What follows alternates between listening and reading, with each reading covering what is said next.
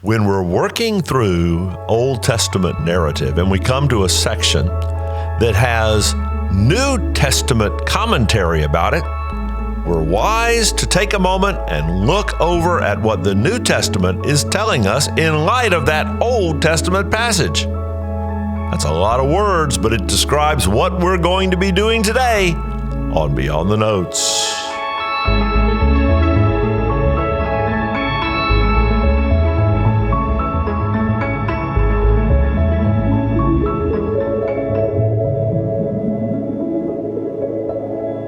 Okay, there are at least two, there are probably more, but there are at least two ways that the Old Testament's narratives are utilized in the New Testament. In one way, an Old Testament narrative can be more fully explained by the New Testament. For example, we've seen a couple of those so far in the book of Genesis.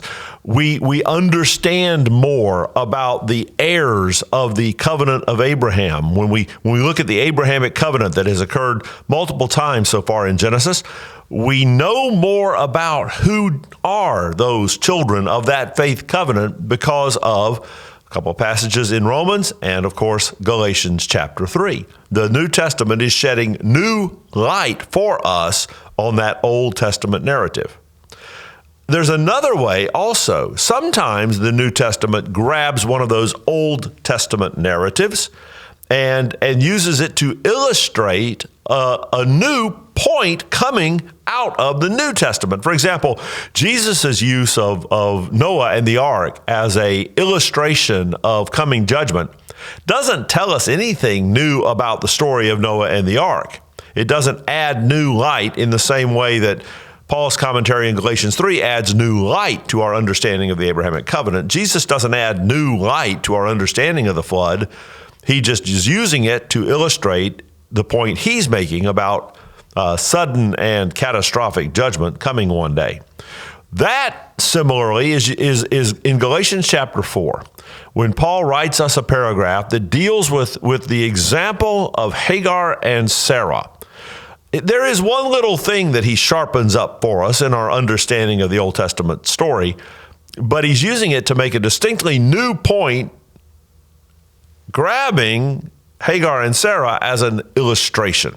So, Galatians chapter 4, verses 21 through 31, as we go today, beyond the notes of Genesis 21 into this from Galatians 4. I'm going to start in verse 21. Tell me, you who desire to be under the law, do you not listen to the law? For it is written that Abraham had two sons, one by the slave woman and one by a free woman. But the son of the slave was born according to the flesh, while the son of the free woman was born through promise. Now this may be interpreted allegorically, and I'll come back to that word in a minute. These women are two covenants. One is from Mount Sinai, bearing children for slavery. She is Hagar. Now Hagar is Mount Sinai in Arabia. She corresponds to the present Jerusalem, for she is in slavery with her children. But the Jerusalem above is free, and she is our mother, for it is written, and he quotes Isaiah 54, verse 1, Rejoice, O barren one who does not bear. Break forth and cry aloud, you who are not in labor, for the children of the desolate one will be more than those of the one who has a husband. Now you, brothers, like Isaac, are children of promise. But just as at that time he who was born according to the flesh persecuted him who was born according to the Spirit, so also it is now. But what does the scripture say? Cast out the slave woman and her son, for the son of the slave woman shall not inherit with the son of the free woman. And that's a quote from Genesis 21. So, brothers, we are not children of the slave, but of the free woman. Now, a couple of things from within the text I want to point out specifically. First, the ESV translators have chosen to use the word allegorically in verse 24, that Paul here is interpreting Hagar and Sarah allegorically. I wish they had used a different word, because technically, in the finest sense, an allegory is a fictional story meant to illustrate a broader point. For example, a fable or a morality story. Those are allegories. And in that very strict sense, the story of Hagar and Sarah, Abraham and Ishmael and Isaac, that's not an allegory. It's a historical account. It's a story that actually happened. So I would argue that Paul is not using it allegorically here. He's not suggesting that it be interpreted allegorically. He's suggesting that it be interpreted symbolically. I would say symbolically is a better choice. There are no allegories in Scripture except for briefly in parables sometimes when Jesus makes it an allegory. But that would be the subject of a different lesson. So for what it's worth, I wish it said symbolically rather than allegorically in verse 24. Another thing we learn about the Genesis account, in verse 29, Paul says that the one according to the flesh, the one born according to the flesh, that's Ishmael, persecuted him who was born according to the Spirit. That's Isaac. Now, if you go back to Genesis 21, what he's talking about is that celebration that Abraham held when Isaac was weaned, somewhere probably about 2 or 3 years of age, which would make Ishmael about 16 years of age. Genesis says that at that time, Ishmael laughed. Something about Isaac. And it's not a pleasant laugh. It's a derisive laugh. But Galatians amplifies that to being Ishmael actually persecuting Isaac. So apparently he was picking on his baby brother some during that time in ways that Sarah just wasn't having. We wouldn't know to take the laughter of Ishmael in Genesis 21 all the way to an understanding of some sort of persecution were it not for the additional information provided here by the Apostle Paul. But the main thing he's doing is setting up a contrast between the children of I'm going to be right with God by my legal obedience and my works, and the children of God who are the children of God actually by grace through faith. A few contrasts come out in this paragraph. First, there's a contrast between what is natural and what is supernatural. If you look at the narrative of Hagar going back to Genesis 16, Hagar was a slave in the household of Abraham and Sarah, and she got pregnant and had a baby. Abraham was not a young man when that happened, but there's nothing supernatural going on there. Hagar was a woman of childbearing age, and Abraham slept with her, and she got pregnant, and she had a son, Ishmael. There's nothing about that is supernatural or miraculous. On the other hand, Sarah is 90 years old when Isaac is born, and, well, whatever else that is, it's supernatural, to be sure. It's not what we expect.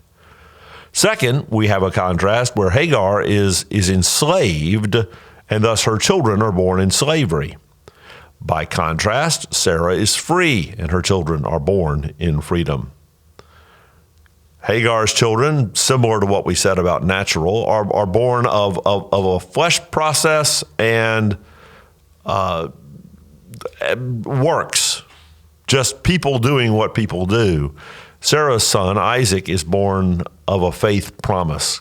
God committed to Abraham and Sarah that they were going to have a son. And then the children of Hagar, the children of the flesh, are the persecutors, typically, and the children of promise, the children of faith, are the persecuted.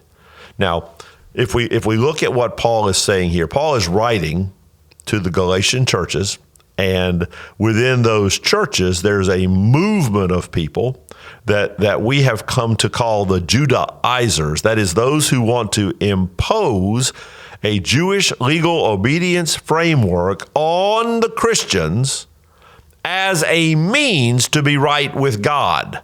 Now look, if you want to keep the Old Testament law as a means to spiritual discipline, if you want to eat kosher food and various other Old Testament legal observances, because you love the Lord and you want to take on some of those legal obediences as a spiritual discipline coming out of your love for Jesus, understanding that you're saved by grace through faith, more power to you.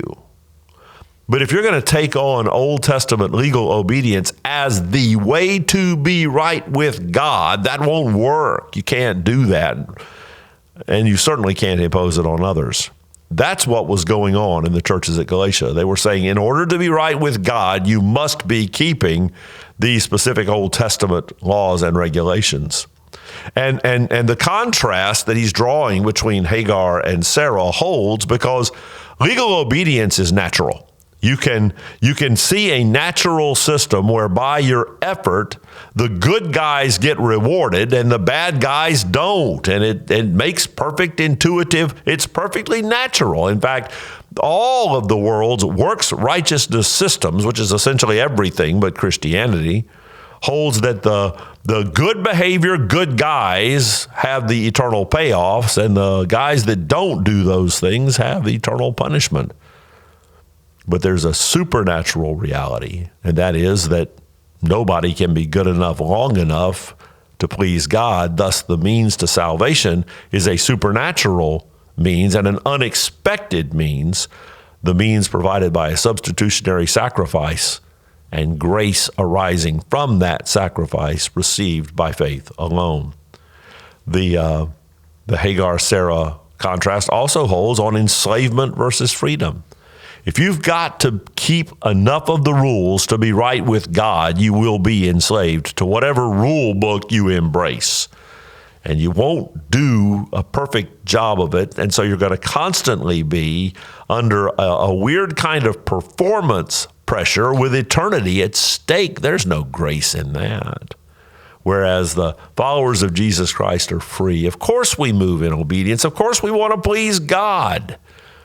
But we know that the entire relationship is in a context of his grace and mercy toward us, not mere enslavement. And persecuted versus those who do the persecuting, the rule keepers are always going to want everyone else to do it their way, if for no other reason, because misery loves company. And those who hold to this supernatural and unexpected dynamic of salvation by grace alone, through faith alone, are always going to be on the short end of the persecution stick. You can count on it. So what do we do with this contrast, this law and conformity and performance-based righteousness, that mentality? What do we do with it? We cast it out with the same sort of directness that Sarah insisted Hagar be cast out. We have no part of it. We are the people of salvation by grace through faith. Now, this section of Galatians 4 is not a commentary on Genesis 21, but instead the capturing of a moment from the Old Testament to illustrate an important New Testament truth. I hope by now that you have subscribed. I hope that you share and like these podcasts.